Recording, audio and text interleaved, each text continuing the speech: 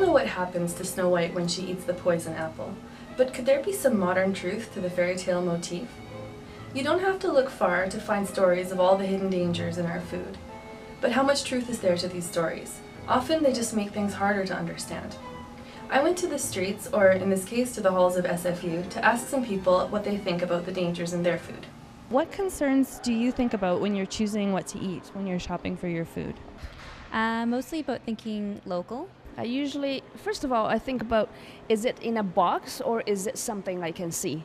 It's like, is it something live, something like, vegetables or fish? I try to avoid things like processed food, things that are canned or, high in sodium or sugar. Anything that's packaged, I like to aim to get more fresh fruits and vegetables and meat and whatnot and grains, like oatmeal. Yeah, same as me. I just try and avoid mostly dairy and gluten and then just try and eat as fresh as I can. But usually I don't really look at the healthy things I sort of eat. Actually, most of the people I spoke to did seem pretty nutritionally literate. Granted, we were in the health sciences area of SFU. We're used to hearing a lot about certain dangers in our foods, such as chemical additives, sodium, nitrates maybe, overprocessing, but we don't always hear as much about the dangers associated with produce. So what can we learn about the dangers that come from fruits and vegetables? People that I spoke to seem to have one topic in mind. Pesticides. Pesticides in food and whatnot. Pesticides, and just how fresh it is. Scientists are now asking more complex questions about the chemical cocktails in use as pesticides around the world. It's a sad fact that pesticides that become banned in North America are often later shipped and sold at discount prices to countries in the Third World. When produce is imported to Canada, the Ministry of Agriculture spot checks some of the produce to test the pesticide levels, but not all of it is checked. Some of these spot tests have turned up chemicals that are illegal here to use, banned pesticides, or also pesticides in excessive levels. As well, thinking organic. I'd buy organic. Try to eat exclusively organic. Many people do choose organic, but many more still don't see the point. Usually I'll just buy whatever's convenient, right? And also organic food's a little bit more expensive. Off the radar. Yeah. Again, it may cross my mind, but I'm just not committed to, buying organic foods. So how can we understand the debate a bit better? Going organic costs more, and not all stores carry the full range of products. So what do we get in exchange for our effort? And are there other options we can try instead? I spoke to Michael Allen of GPE Heirloom Allen Family Farms to tell me a little bit more about the whole process of going organic. We specialize in heirloom varieties. For heirloom tomatoes, currently we have 21 varieties of heirloom tomatoes. Seeds originally came from various parts of the world. Russia, Germany, US, France, you name it. What are the disadvantages of tomatoes that are grown without the benefit of actual soil? Well, there's no taste. I mean, one of the things that we wanted to make sure we do was grow in the soil. And so when we built this, all the other greenhouses we leased, we made sure they were soil-based. And if they weren't, we would bring the soil in. The last greenhouse, we were over $30-something thousand worth of soil that we brought inside of the greenhouse, and hand put it in by wheelbarrows, 5 acres of greenhouse. What's better about heirloom tomatoes? I could have a perfect, circular tomato out there, perfect red, perfect yellow, whatever it may be. I sell it as a consumer once, I get them once. I get a tomato that's, all different shape and size and wrinkled and whatever it may be. And it's beautiful tasting tomato. I get them for life. So, and at that point, they don't care about paying the extra cost for it, because when you're buying your food, and especially coming in the heirloom tomatoes and forth like that, it's gonna be all about the taste. And plus on top of it, they're prettier tomatoes anyways. What are the expenses involved in organic farming? We gotta pay levies and fees to them just to grow in the greenhouse. So we're paying out for that. And then for the certification, we're paying out thousands of dollars. People don't understand, thousands of dollars a year just to get certified. So grow the volume, and it doesn't matter what happens, you can't, the volume you gotta grow because of the manpower. is unbelievable. We're the only certified organic corn grower in Chilliwack. Okay, 6-7 acres of corn, all hand weeded. Okay, because we can't spray in it, right? So we use rototillers in between. The corn gets a little too high, you can't drive the tractor to till between it anymore. So the guys got to go through and hand weed until the corn get big enough that it blocks the sun out. So when we go charge for corn and people go, Sparky's or somebody else is selling, Van Santen is selling corn at this price. Right. So what? They went through and they sprayed Roundup Ready, on the corn and killed all the weeds while the corns were there and the corn didn't get touched.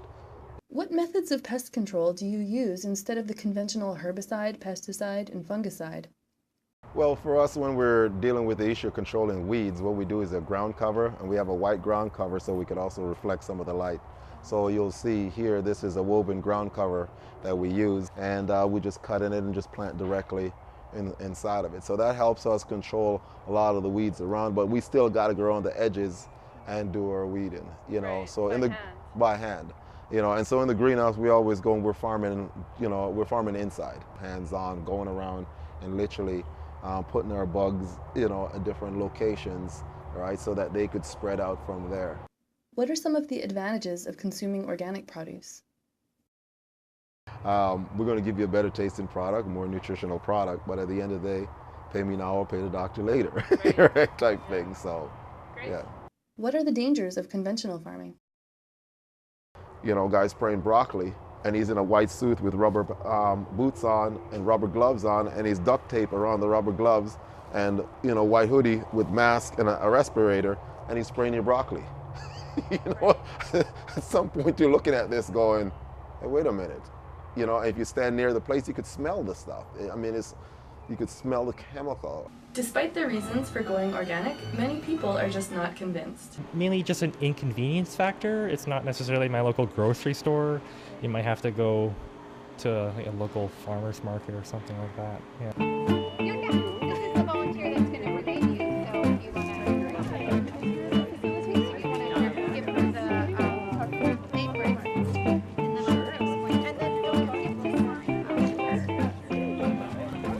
Tell me where we are right now. We are at the very first Mount Pleasant's Farmers Market. Well, it sounds like we've read our branding material. Fresh, local, organic are our 3 key elements. Oh, great. Yeah, we're British Columbia's.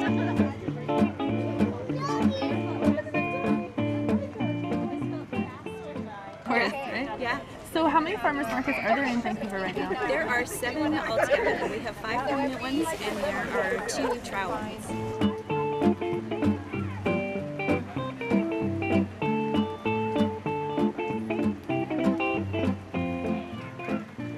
So what about those of us who can't afford to feed our families on a fully organic diet? Should we just throw in the towel and order our salads with an extra side of pesticides? The best protection, really, is to remember the motto, known and grown. Oh, well, support your local farmer is a big one. Sustainability and buy local.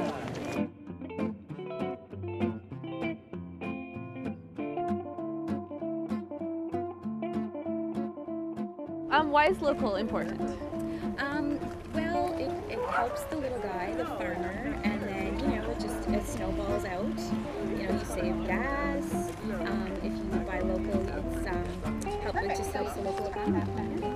And what would you say to people who might think they can't afford to buy organic or local? How would you reason with them? Well, you definitely can. Once you get to know your farmers a little bit, you can buy bulk, and it definitely saves you money in the long run. Well, I think it's important to know where your food comes from, so that way, you know the history of it, and you know what you're getting, and you know what you're buying. Where if you get something from, say, California, you have no idea how it got there, what's happened on the way. And also by buying local, you get a product that tastes way better because it's picked the day before, it's picked ripe. Where stuff you get from elsewhere, it's picked 2 weeks beforehand, way underripe. You can do comparisons with tomatoes from California versus tomatoes from here. Huge difference. Well, we're dealing with local stuff. A lot of the stuff in the supermarkets from overseas. There's a lot of farm product out on the market now. As far as it's all locally caught, it's all sustainable. And we're part of the Ocean Life program, which recommends sustainably harvested seafood. And So we're doing sort of small scale fishing, and everything is properly validated and recorded, and then we just have the local processors do our processing for us. So we have, it's sort of about traceability. We can tell you where the fish comes from and who catches it. It's my bakery. It's your bakery. I'm the owner. Can you tell us a little bit about it? We started 6 years ago in the Fraser Valley in Langley. We're right in the process of opening our new bakery on Granville Island, and we focus the entire bakery around securing fresh, local, and organic ingredients so that we can make the finest bread that is available in the Lower Mainland. And the farmers markets are great. It's one of the only places you can come and actually talk to the producer. Right. So all the producers here sell what we produce, and then here sell the product to the customers. So it's that connection that people have with food, with the person who's producing the food, basically. Buying local is one easy thing we can do. Another thing we can do is to get familiar with the worst and best fruits and vegetables for their pesticide levels. Fruits and vegetables that tend to absorb a lot of pesticides are ones with thin skins, or products like apples, potatoes, bell peppers, berries. Ones that tend to be a little safer are things like cantaloupe, grapefruit, eggplant. You can find the whole list on our website, www.knownandgrown.com. And just remember, known and grown.